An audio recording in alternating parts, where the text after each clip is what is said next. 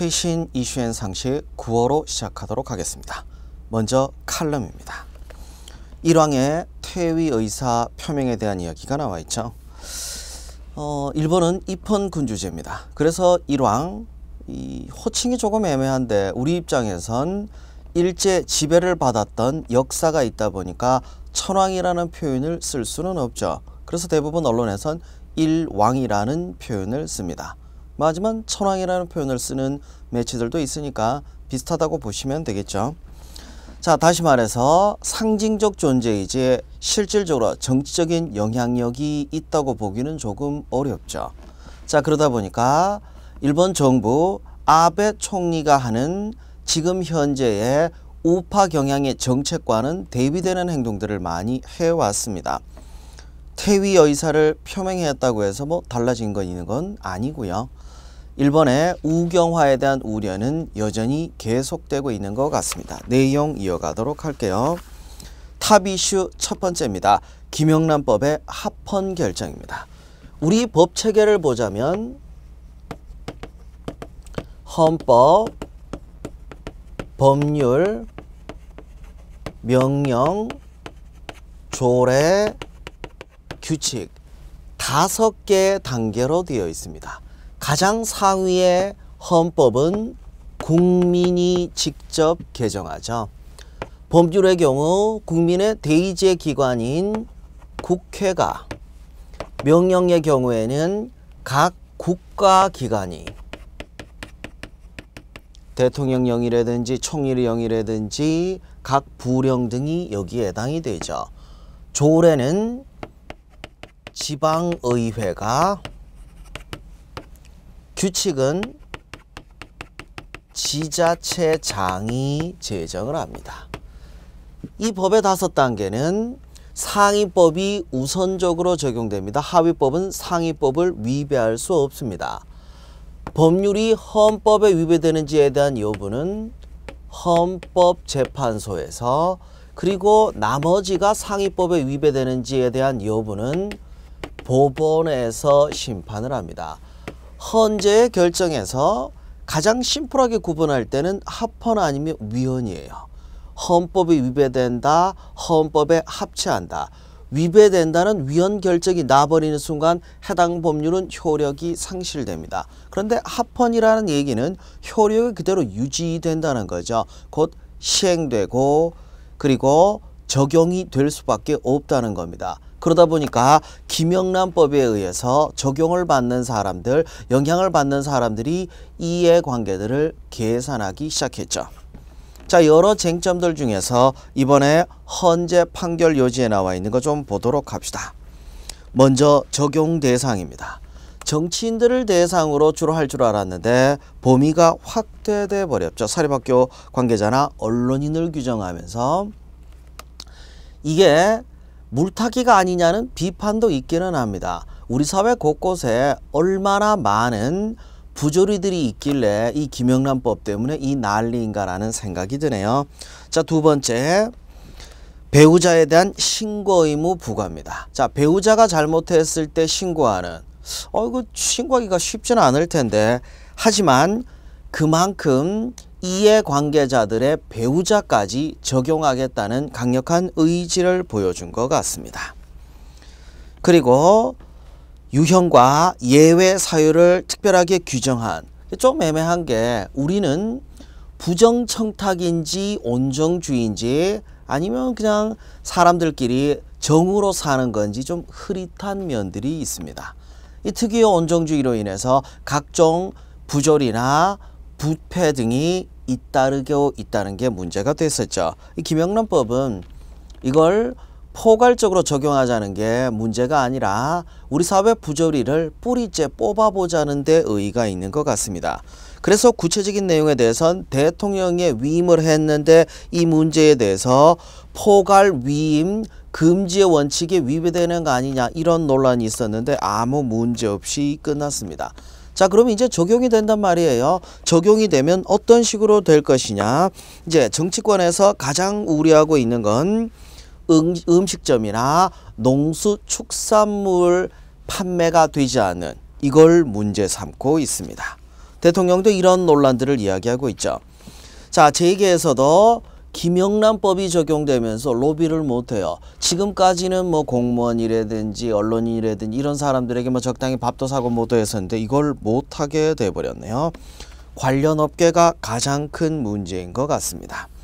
이대로 가면 한우 농가는 망한다고 해요. 좀 어이가 없지 않나요? 부탁하기 위해서 사주는 한우가 아니면 우린 한우 먹을 일이 없는 걸까요? 그런 문제들이 좀 있기는 하네요. 우리 경제에 끼치는 여파에 대해서 농수축산물 그리고 음식점 수요까지 합하면 최대 6조 5천억 원이 줄어들 거라고 하는데 그러면 피해 규모가 크니까 김영란법을 시행하지 말아야 될까요? 부조리로 인해서 발생하는 피해는 훨씬 더 큽니다. 사회가 불공정해지고 있던 것도 문제가 되죠. 이제 공정한 사회로 만들자는 거죠. 사회적 신뢰라고 하는 건 경제적 발전에도 토대가 됩니다. 이런 부분적인 문제들 때문에 김영란법의 시행에 대해서 반대한다든지 이런다는 건 말이 안 되는 것 같네요. 앞으로의 영역에 대해서는 또 부딪히는 면들이 있기는 하겠죠. 합헌 결정의 경우에도 겨우겨우 났거든요. 헌법재판소 재판관이 9명인데 9명 중에서 몇 명이 찬성하나 반대하냐, 이게 시대의 변화 또는 사회적 분위기를 알 수도 있습니다. 왜 그러냐면요. 자, 9명인데 간 통제가 위헌 결정 나기 전까지 처음 합헌 결정 났을 때는 9대 0이었어요. 그러다가 8대 1, 7대 2 이런 식으로 가다가 결국 위헌 결정이 났었는데 사회가 그렇게 변화하고 있는 것을 보여줍니다. 김영란법에 대해서 5대 4로 간신히 합헌 결정 났다는 얘기는 아직도 반대 목소리가 크다는 거, 그걸 잊으면 안 되죠.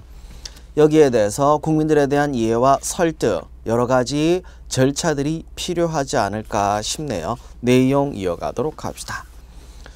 자, 두 번째 탑 이슈, 브라질 리우 올림픽이 나와 있네요. 정확하게 이야기하면 그냥 리우 올림픽이에요. 브라질 올림픽이 아니라 올림픽과 월드컵의 차이를 좀 말씀드리겠습니다. 올림픽의 경우에는요, 도시 기준이에요. 88년도 서울 올림픽이라고 하지 88년도 대한민국 올림픽이라고 하지 않습니다. 반면 월드컵의 경우에는 2002년 한일 월드컵이라고 하죠. 국가 단위예요. 그래서 올림픽은 특정 도시에서만 개최하는 게 원칙입니다.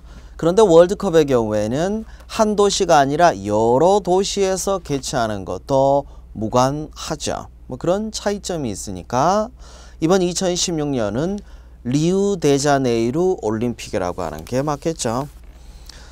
자, 이때쯤 되면 또 시끄러운 게 있어요. 올림픽 규칙이라든지 뭐 이런 내용들이 잠깐 언급되다가 또 조용하다가, 다음번 또 올림픽 시작되면 그때쯤에 또 조금 언급되다가 또 조용하다가 뭐 이런 식의 패턴들이 있는데 그 즈음에서 한번 훑어보도록 합시다. 아무래도 우리가 관심을 갖는 종목이라고 하는 게 메달 가능성 있는 종목이 맞겠죠. 사격입니다. 주로 이제 공기권총에서 진정호 선수가 메달을 따기는 했었죠. 뭐 그 이외 종목의 경우에는 뭐 그렇게 관심 갖고 있지는 않습니다. 자, 그리고 펜싱입니다. 펜싱의 경우 세 종목으로 나눠지죠. 에페, 플로레, 샤브르로 나눠집니다. 에페는 다 찔러도 돼요. 색깔이 다 칠해져 있죠. 플로레의 경우 조끼 부분만, 그리고 사브르의 경우 상체, 후드티 정도 생각하시면 돼요. 얼굴이 포함이 되니까. 특히 샤브르의 경우에는 찌르기뿐만 아니라 배기도 가능하기 때문에 상당히 격렬합니다. 가장 마지막으로 여자 종목이 추가된 게 바로 샤브르였으니까요. 태권도, 이번엔 전자오구를 좀 더 강화했다고 하네요. 재미있는 경기들이 이어졌었죠. 배드민턴입니다. 배드민턴의 경우 코트는 단식과 복식의 사이즈가 다릅니다. 꼭 구분하시면 되고, 레슬링의 경우 자유형과 그레코로만 두 가지로 나눠지는데, 그레코로만은 상체만 이용해서 상체만 공격할 수 있죠. 원래 전통적인 경기는 그레코로만형이죠. 자유형은 예전에는 레슬링으로 인정을 안 해줬다고 합니다. 자, 문제는 뭐냐면 올림픽이 열리면 국민들이 화합하고 이런 모습을 보여야 되는데 브라질은 전혀 그런 모습을 보이지 못하고 있습니다. 브라질은 지금 경제 문제가 굉장히 심각하다고 합니다. 빈부격차도 심화되고 있다 보니까 지금 올림픽 할 분위기는 사실은 아니었어요. 월드컵도 그렇고 올림픽도 그렇고 내부적으로 반발이 클 수밖에 없는 게 그럴 상황이 아닌데 왜 굳이 이걸 하려고 하냐, 이런 비판들이 컸습니다. 이번 올림픽을 통해서 브라질이 다시 융합되는 모습을 보일 거라는 기대는 별로 없습니다. 여전히 혼란스럽습니다. 얼마 전에는 브라질 대통령이 탄핵 결정이 났죠. 이런 분열에 과연 스포츠 이벤트가 도움될지 모르겠네요. 일명 국뽕이라고 하는 표현이 있습니다. 무조건적으로 우리 대표팀을 응원하는 애국주의가 결합된 보도, 스포츠 보도 형태, 이걸 국뽕이라고 하는데요. 올림픽 때 되면 유독히 심한 것 같습니다. 너무 심하다 보니까 차라리 다른 나라 방송을 보겠다, 인터넷으로 다른 나라 방송을 보는 사람들이 있을 만큼 너무 좀 과했었죠. 이제는 시대가 변한 것 같습니다. 다양한 매체들이 있다 보니까 방송에서 올림픽만 보여주면 무조건 보는 시대는 지났다고 보셔야죠. 무조건 우리나라 대표팀이기 때문에 응원하는 이런 국수주의적인 모습들도 배격해야 되지 않을까 싶네요. 내용 넘어가도록 합시다. 탑 이슈 세 번째, 추경에 대한 이야기가 나와 있네요. 자, 예산 제도를 좀 보자면요.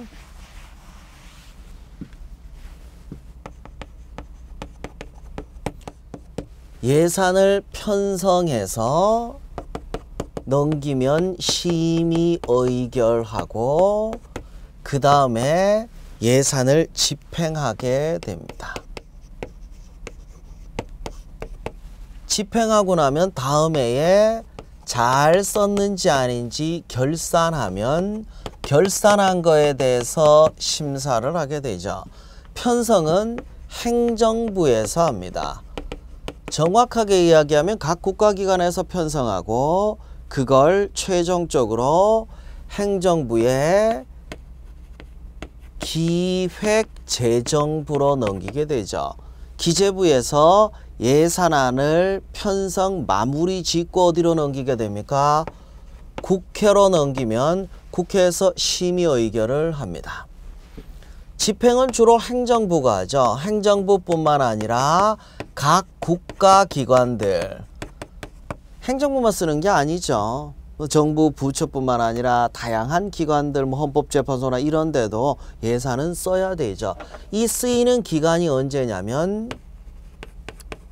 회계연도 때입니다. 우리나라 회계연도는 1월 1일에서 12월 31일까지 되어 있죠.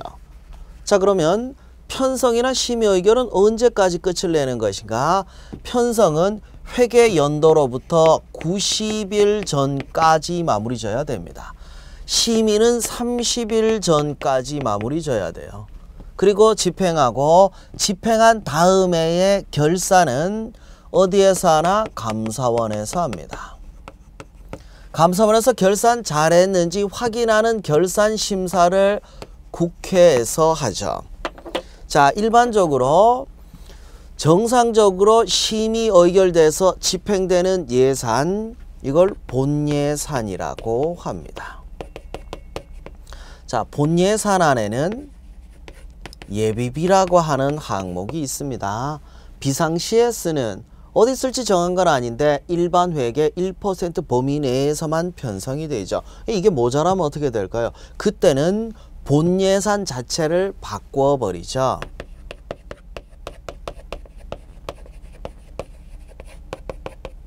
이게 추경예산, 추가 경정예산입니다. 예산은 국회에서 심의 의결되는 과정에 바뀔 수도 있습니다. 수정예산이라고 하죠.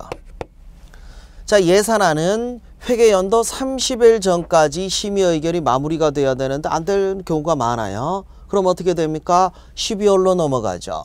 자, 어찌됐든 12월 달에라도 심의 의결되면 다행인데 예산이 심의 의결되지 않은 상태에서 회계연도가 시작돼 버리면 어떻게 됩니까?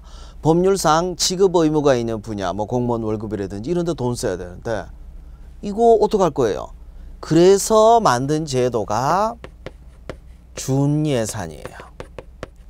예산안이 심의 의결되지 않은 상태에서 회계연도가 시작됐을 때 미국의 경우에는 준예산이 없기 때문에 연방정부 폐쇄, 셧다운으로 갑니다. 그런데 우리는 전년도에 준에서 일단 법으로 정한 분야는 예산을 쓸 수 있습니다. 이걸 준예산이라고 하죠. 그래서 우리나라 예산은 본예산, 추경예산, 수정예산, 준예산 이런 제도들을 가지고 있습니다.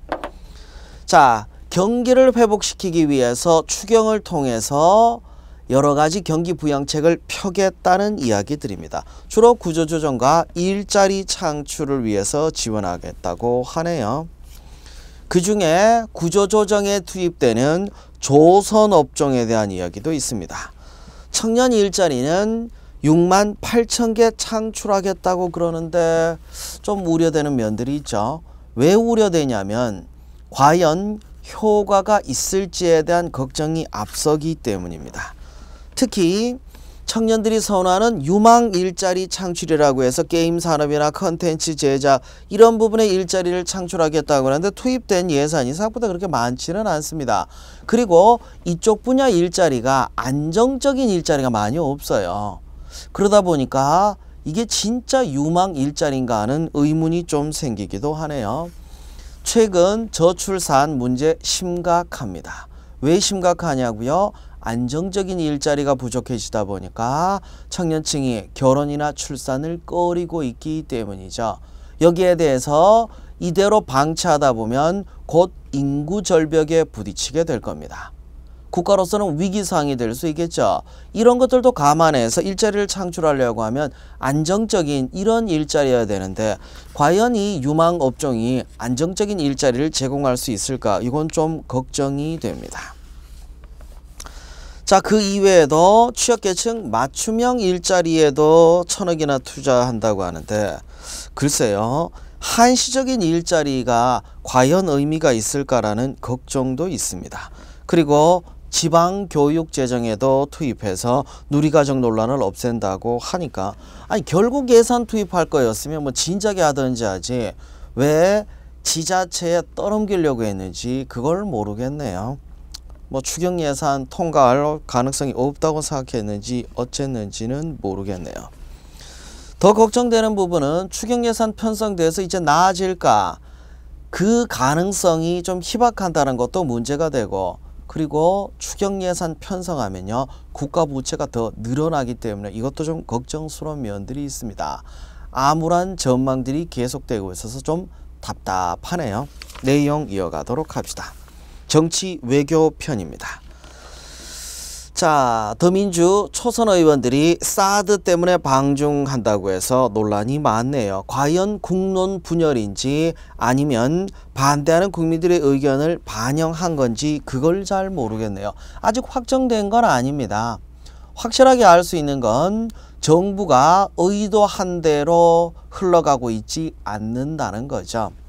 그도 그럴 수밖에 없는 게 국민적 동의를 구하지 않은 상태에서 진행을 해버리다 보니까 여당의 텃밭이었던 성주에서조차 반대 목소리가 크다는 게 문제였죠. 그럼 대안이 있냐? 뭐 별 대안은 없죠. 대안 없는 상태에서 진행되고 있고 더 우려되는 건 중국의 반발입니다.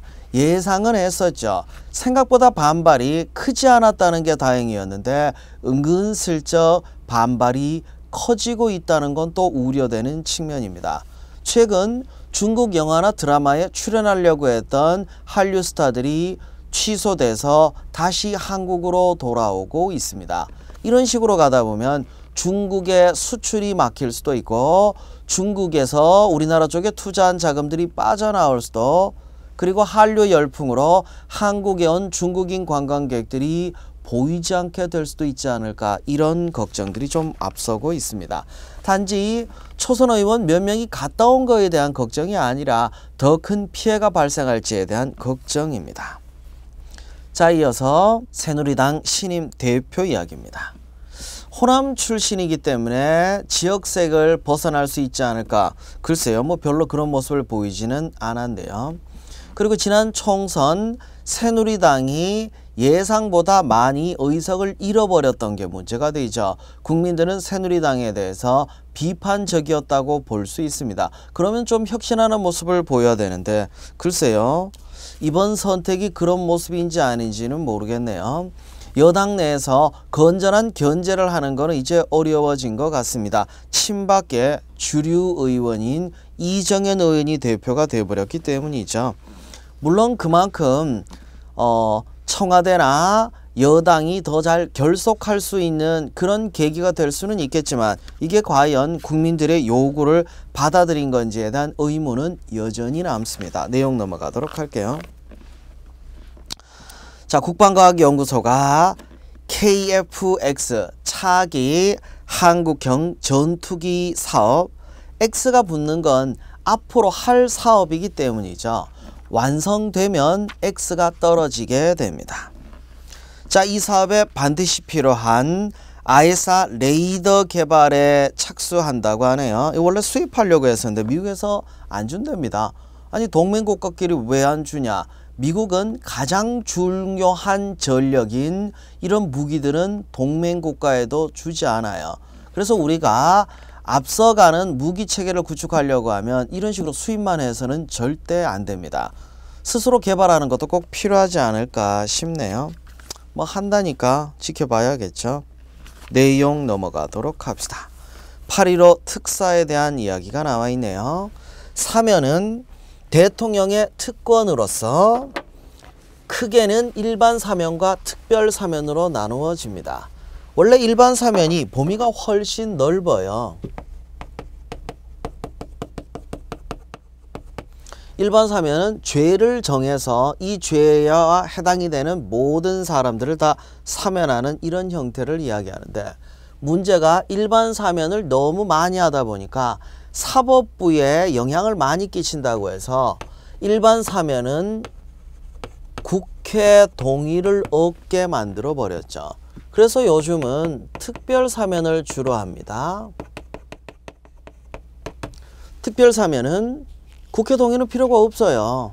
죄를 기준으로 한 게 아니라 사람 기준으로 사면을 하게 되는데, 국회 동의가 없어서 너무 특별 사면이 남발한다고 해서 사면 심사위원회에 심사를 받는 것을 조건으로 달았는데, 사면심사위원회는 법무부 산하에 있습니다. 별 의미가 없어진 것 같네요. 여당의 반대에도 불구하고 야당들이 공직자 비리 수사처, 줄여서 공수처 법안을 발의했다고 합니다. 뭐 검찰에서 수사 잘 하면 되지 않냐? 그게 잘 됩니까? 사실 고위직의 경우에 검찰이 손 못 대는 경우들도 꽤 많거든요. 그래서 별도의 기관이 필요하지 않냐. 그런데 이런 식의 기관들이 만들어진 선례가 없다는 또 반발도 있는데, 목적이 뭔지만 명확하게 합시다. 잘못된 문제를 수정하기 위해서 이제 고민을 해서 내놓은 제도인데, 벌써 몇 년째인지 공수처 방안에 대해서는 뭔 이런저런 핑계대고 반대하는 목소리가 큰지 모르겠어요. 부정부패 척결이 목적입니다. 여기에 대해서는 좀 반발이 없었으면 하는 바람이 있네요. 내용 넘어가도록 합시다. 자, 사용후 핵연료 연구 처분 부지 선정 이야기가 나와 있습니다. 이 무슨 이야기냐면, 방사능 폐기물의 경우에는요,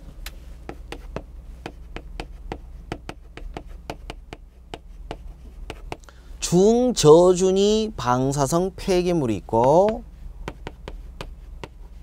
고준위 방사성 폐기물이 있습니다. 중저준위 폐기물이 뭐냐면 방사능에 노출되어 있는, 예를 들어서 뭐 우라늄을 손으로 만질 때 입었던 방호복이라든지 이런 것들 있죠. 이게 중저준위예요. 우리가 경주에 방패장 설치하고 보관하고 있는 게 이거 이야기입니다. 그럼 고준위는 뭐냐? 우라늄을 이용해서 원자력 발전을 하고 남은 이 사용 후 연료입니다. 어디 보관하고 있냐고요? 원자력 발전소에 그냥 보관하고 있어요. 보관할 데가 없으니까. 지금 논의하고 있는 건 이 사형무 연료 영구 처분 부지 문제입니다. 자, 그러면 이렇게 되면 우리도 이제 좀 안정적으로 이 방사능 물질들이나 이런 것들을 관리할 수 있지 않을까 싶네요. 빨리 계획이 필요한 게 이미 원자력 발전소가 꽉 차가고 있다고 합니다. 이제 얼마 안 남았습니다. 따로 보관할 때도 없기 때문에 빨리 준비를 해야 되지 않을까 싶네요. 내용 이어서 경제산업편입니다. 우리나라 수출 1위 상품들이 참 많이 변했습니다. 60년대 철광석에서 의류로, 그리고 반도체, 지금도 여전히 반도체인데 우리의 역사, 우리가 어떤 식으로 발전해 왔는지를 보여주고 있는 역사가 아닌가 싶네요. 그리고 수출 시장도 많이 바뀌었어요. 뭐 일본에서 미국으로, 미국에서 지금은 중국이죠. 그러다 보니까 중국의 경제 의존도가 상당히 높은 편입니다. 그래서 중국과 사이가 문제가 됐을 때 우리 경제에 끼칠 여파를 걱정할 수밖에 없죠. 얼마 전에 뉴스를 보니까 엔터테인먼트 업체들 있죠. 대형 기획사들 주가가 떨어지고 있습니다. 사드 여파로 인해서 중국과 추진했던 사업이 취소되고 뭐 이런 것들이 많아지다 보니까 좀 우려스럽네요. 그만큼 중국 시장이 우리에겐 중요하기 때문에 나온 이야기가 아닌가 싶네요. 자, 아직도 경기가 확실하게 회복되는 것 같지는 않습니다. 침체됐다가 회복되는 줄 알았는데 다시 침체되는 더블딥 논란이 나올 만큼 지금도 불투명하죠.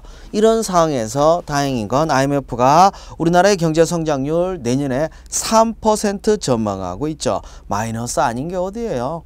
요즘은 예전처럼 고도 성장하는 거는 불가능해요. 이 정도라도 유지하는 게 다행인 것 같습니다. 아직도 세계 경기가 불투명하다 보니까 우리나라 주요 산업들 마이너스 성장이 우려되고 있네요. 마냥 화창하기만 한 산업 전망 있습니까? 없어요. 그럴 수밖에 없죠. 경기가 안 좋아서 그렇습니다. 내용 넘어가도록 할게요. 이동통신 3사 가장 대표적인 과점 시장이 아닌가 싶네요. 경제학에서 이야기하는 시장은 크게 4개가 있습니다. 완전 경쟁 시장, 이론으로 존재하지 실제는 거의 찾기 힘듭니다. 상품의 질에 있어서 독점성을 띠는 독점적 경쟁 시장도 있습니다. 단골은 독점적 경쟁 시장에나 있죠. 그리고 공급자가 하나인 독점 시장과 공급자가 소수기 때문에 더 치열하게 경쟁을 하기도 하지만 담합의 우려가 있는 과점 시장. 통신사는 과점 시장이죠. 무진장 치열하게 마케팅을 하다가 이젠 과도 마케팅을 자제하면서 돈을 안 쓰니까 실적이 좋아졌다고 하네요. 그렇게 해서 좋아지면 그걸 가지고 통신비나 좀 깎아줬으면 하는 생각이 드네요. 내용 이어가도록 합시다. 자, 폭스바겐 그룹에 속해 있는 자동차 브랜드들 판매가 금지됐다고 하네요. 근데 왜 이런 수입차들이 인기를 끌었는지는 잊지 맙시다. 이렇게 되면 우리나라 자동차 업계가 유리해지냐? 아니요. 다른 나라 자동차 업계가 유리해질 수도 있습니다. 그걸 좀 명심해야겠네요. 자, 우리나라의 경우 금융회사들 간의 장벽이 높아요. 할 수 있는 게 제한되어 있었는데 이 경계가 조금씩 사라지기 시작했습니다. 그래서 방카슈랑스 같은 은행에서 뭘 팝니까? 이 보험 상품 판매하는 거를 방카슈랑스로 가잖아요. 이 경기가 점점 사라지고 있어요. 이번엔 증권사에서 어음도 발행하고 IMA도 허용한다고 하네요. CMA하고 조금 다른 부분인데 이런 식으로 경계를 없앰으로 인해서 증권사가 더 커지게 되겠죠. 금융회사들이 더 규모가 커지게 되면 그 장벽이 완전히 없어져 버리는 유니버셜 뱅킹으로 갈 수도 있겠죠. 빈익빈 부익부 현상은 기업 간에도 심합니다. 10대 가문의 상장사 주식 가치가 전체 시장의 절반 차지한다는 얘기죠. 그쪽으로 다 몰려 있습니다. 계열사는 왜 이렇게 많은지 모르겠어요. 경쟁력 있건 말건 계열사가 꽤 많습니다. 우리가 알고 있는 그 뻔한 기업들인데 좀 씁쓸하네요. 이런 식으로 빈부격차가 커지는 게 과히 좋은 건 아니니까요. 이렇게 우리 스스로는 우리나라에 대해서 부정적인 시각이 큰데 이유는 최고 혁신실적 국가를 한국이라고 꼽았다고 하네요. 왜 그럴까요? 보는 관점이 좀 다르기 때문에 그렇지 않을까라는 생각이 드네요. 우리하고는 입장이 좀 다르기 때문에 그렇죠. 언론을 통해서 다양한 지표들을 보는 건 다양한 관점으로 볼 수 있기 때문이죠. 그 내용까지 정리해 봤습니다.